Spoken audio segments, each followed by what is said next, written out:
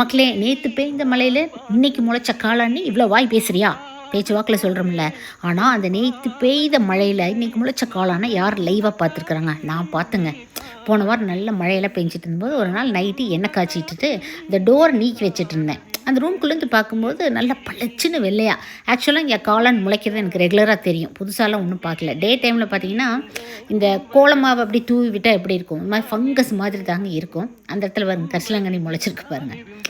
அப்புறம் காளான் முளைக்கும், அப்புறம் வாடி போயிடும். அது விஷக்காளான் அப்படிங்கிறதுனால நான் ஈஸியாக கடந்து போயிடுவேன், கண்டுக்கல. ஆனால் நைட் டைம் ரூம்குள்ளே பார்க்குற பள்ளின்னு அவ்வளோ அழகாக சூப்பராக இருக்குதுங்க.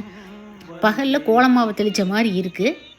அப்புறம் பார்த்திங்கன்னா நைட்டு ஒரு 10:30-11 மணி போல் எடுத்த வீடியோ இது. இந்த இடத்துக்கு பக்கத்தில் பார்த்திங்கன்னா சின்டெக்ஸ் வாட்டர் டேங்க்கு புதைச்சி வச்சுருக்காங்க அந்த ஹவுஸ் ஓனர். அதுக்கு பக்கத்தில் தான் அந்த சம்பவம் நடக்குது. அப்புறம் அடுத்த நாள் காலையில் பார்த்திங்கன்னா 10-12 மணிக்குள்ள இப்படி காஞ்சி கருவாடு ஆயிரும். Happy gardening.